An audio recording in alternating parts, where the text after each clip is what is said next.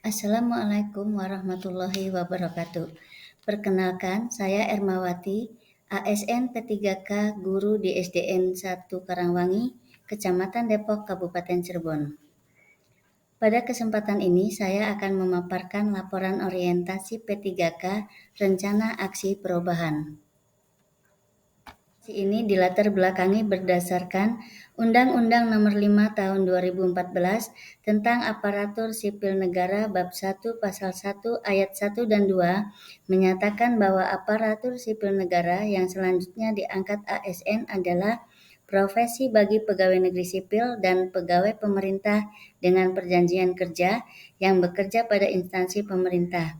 Sedangkan menurut Peraturan Lembaga Administrasi Negara Republik Indonesia Nomor 12 Tahun 2018 tentang pelatihan dasar calon pegawai negeri sipil, ASN P3K wajib menjalani masa percobaan yang dilaksanakan melalui proses pendidikan dan pelatihan terintegrasi untuk membangun moral, kejujuran, semangat dan motivasi nasionalisme dan kebangsaan, karakter kepribadian yang unggul dan bertanggung jawab, dan memperkuat profesionalisme serta kompetensi bidang.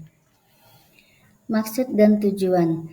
Maksud dari kegiatan orientasi P3K antara lain, peserta mampu memahami program orientasi serta mengenal nilai dan etika instansi pemerintah dalam mendukung pelaksanaan tugas jabatannya dan mendukung pencapaian visi misi organisasi.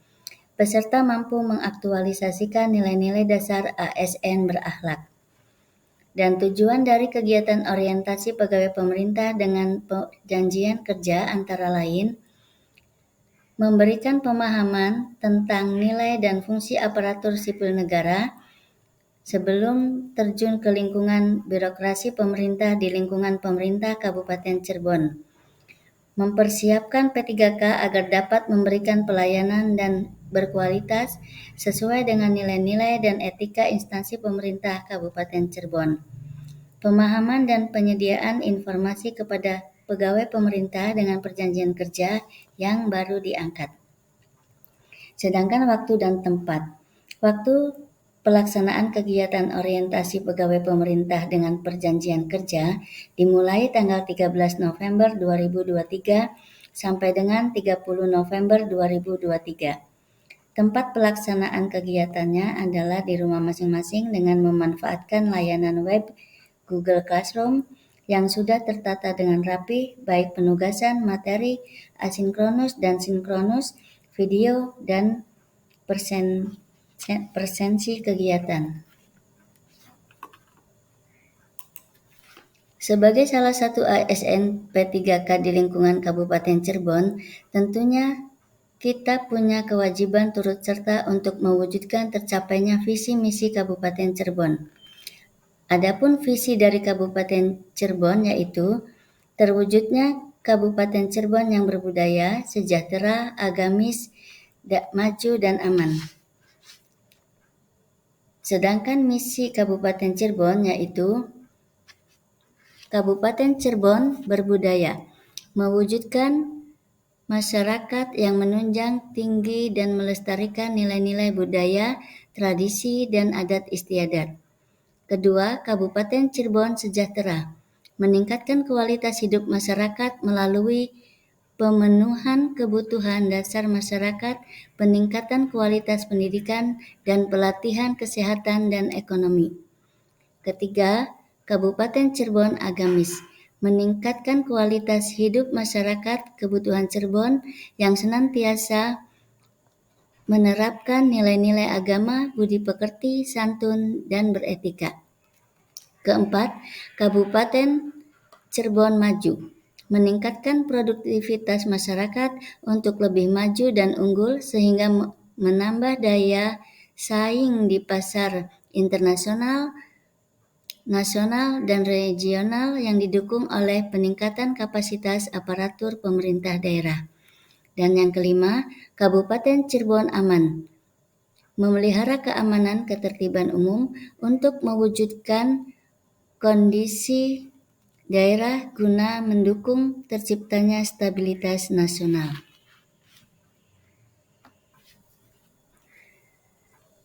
Berikut adalah struktur organisasi dan tata pemerintah Kabupaten Cirebon. Bupati, Wakil Bupati, Sekda, staf ahli, asisten, administrasi umum, dan lain-lain.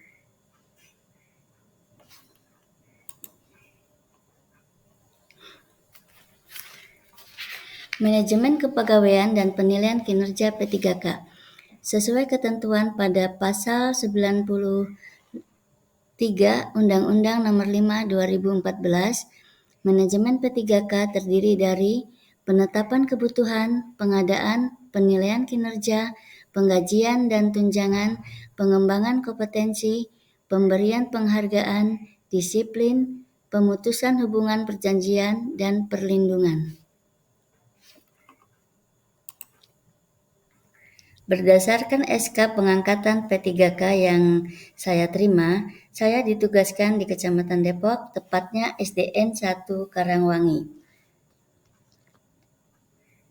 Adapun visi SDN 1 Karangwangi, terwujudnya sekolah yang memiliki jati diri sebagai sekolah yang berprestasi. Dan untuk misi SDN 1 Karangwangi, menciptakan sumber daya manusia yang beriman dan bertakwa. Menciptakan sumber daya manusia yang berilmu dan berwawasan global. Menciptakan sumber daya manusia yang aktif, kreatif, terampil, dan inovatif. Menciptakan sumber daya manusia yang berbudi luhur dan berakhlak mulia. Menciptakan lingkungan sekolah yang bersih, indah, sehat, dan kondusif. Tujuan yang diharapkan oleh SDN 1 Karangwangi dalam implementasi kurikulum sebagai bentuk dan cara mewujudkan visi misi sekolah yang telah ditetapkan adalah sebagai berikut. Meningkatkan sumber daya guru sesuai perkembangan ilmu pengetahuan dan teknologi, meningkatkan motivasi aktivitas dan kreativitas guru dalam melakukan proses pembelajaran, meningkatkan pengadaan dan pemberdayaan sarana dan prasarana yang menunjang proses pembelajaran, meningkatkan pemberdayaan peran serta orang tua, peserta didik, dan masyarakat dalam proses transformasi pendidikan dan pembinaan generasi muda. SDN 1 Karangwangi mempunyai rencana strategi jangka pendek, jangka menengah, dan jangka panjang. Di bidang akademis, olahraga dan seni, tata laksana administrasi, sarana dan prasarana. Selanjutnya, struktur organisasi SDN 1 Karangwangi. Jumlah seluruh pegawai SDN 1 Karangwangi 17 pegawai yang terdiri dari 1 kepala sekolah, 6 guru PNS, 5 guru P3K, 4 guru honor, dan 1 operator sekolah. Tupoksi P3K, tugas pokok guru, merencanakan pembelajaran dan pembimbingan, melaksanakan pembelajaran atau pembimbingan, menilai hasil pembelajaran atau pembimbingan, membimbing dan melatih peserta didik, melaksanakan tugas tambahan yang melekat. Sedangkan rincian kegiatan guru kelas, menyusun kurikulum pembelajaran pada satuan pendidikan, menyusun silabus pembelajaran, menyusun rencana pelaksanaan pembelajaran, melaksanakan kegiatan pembelajaran, menyusun alat ukur atau soal sesuai mata pelajaran, menilai dan mengevaluasi proses dan hasil belajar, menganalisis hasil penilaian pembelajaran, melaksanakan pembelajaran atau perbaikan dan pengayaan, melaksanakan bimbingan dan konseling, menjadi pengawas penilaian dan evaluasi, membimbing siswa dalam kegiatan ekstrakurikuler proses pembelajaran. Sebagai salah satu guru di SDN 1 Karangwangi, tentunya saya pun turut serta dalam mewujudkan visi misi sekolah kami. Adapun usaha yang dilakukan yaitu dengan membuat rencana hasil P3K atau aksi perubahan yang saya buat selama bertugas di SDN 1 Karangwangi. Hal ini bertujuan agar tujuan pembelajaran dapat tercapai. Di sini saya akan menyampaikan beberapa aksi perubahan yang saya buat selama 3 tahun ke depan.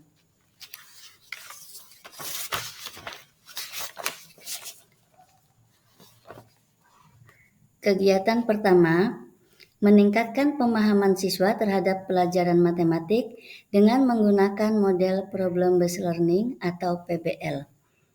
Kegiatan ini dilatar belakangi oleh kurangnya pemahaman siswa pada pelajaran matematika dan siswa kurang percaya diri untuk bertanya atau presentasi. Dan untuk tujuannya, siswa dapat memahami materi yang diajarkan, siswa dapat mengerjakan soal-soal matematika, dan siswa berani presentasi di depan teman-temannya atau kelompok lain. Dan untuk langkah-langkah dalam pembelajaran problem-based learning ini, pertama, orientasi terhadap masalah, organisasi belajar, penyelidikan individu atau kelompok, pengembangan dan penyajian hasil penyelesaian masalah. Dan untuk kelebihan dari model problem-based learning, pertama, membuat pendidikan di sekolah lebih relevan dengan kehidupan di luar sekolah. Kedua, melatih keterampilan siswa untuk memecahkan masalah dengan kritis.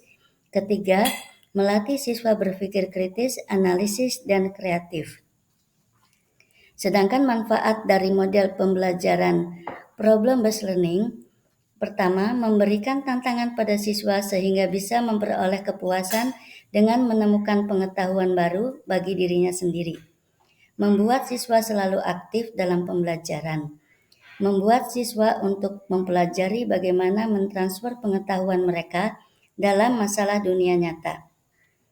Dan untuk indikator capaiannya yaitu Assessment for Learning atau penilaian sikap dan Assessment of Learning atau penilaian pengetahuan. Dan untuk pencapaian kegiatan ini ditargetkan bulan Maret 2024. Untuk kegiatan 2, meningkatkan motivasi belajar siswa pada pelajaran matematika dengan menggunakan model pembelajaran Project Based Learning atau PJBL. Kegiatan ini dilatar belakangi oleh 1. Kurangnya kemauan siswa untuk belajar. 2. Kemauan materi sangat kurang. 3. Siswa kurang antusias dalam pembelajaran di kelas. Tujuan dari kegiatan ini, pertama, siswa lebih bersemangat dalam kegiatan pembelajaran. 2. Siswa dapat memahami materi yang diajarkan. Dan 3. Siswa antusias dan aktif dalam pembelajaran di kelas. Adapun untuk langkah-langkah dalam pembelajaran PJBL, pertama, bermula dari pertanyaan. Kedua, kegiatan merancang proyek. Ketiga, membuat jadwal aktivitas. Keempat, monitoring kemajuan proyek. Kelima, melakukan penilaian. Keenam, refleksi pengalaman yang didapat. Untuk kelebihan pembelajaran penggunaan model PJBL yaitu pertama, meningkatkan motivasi siswa untuk belajar. Kedua, meningkatkan kecakapan siswa dalam pemecahan masalah. Dan yang ketiga, meningkatkan kerjasama siswa dalam kerja kelompok. Adapun manfaat dari pembelajaran dengan menggunakan model PJBL, pertama, siswa menjadi aktif. Kedua, pembelajaran lebih interaktif. Ketiga, memberi kesempatan siswa memanajemen sendiri kegiatan menyelesaikan tugas sehingga melatih siswa menjadi mandiri. Dan yang keempat, dapat memberikan pengetahuan secara lebih mendalam kepada siswa. Dan untuk indikatornya yaitu penilaian sikap, penilaian pengetahuan, dan keterampilan. Dan target pencapaiannya bulan Februari 2025.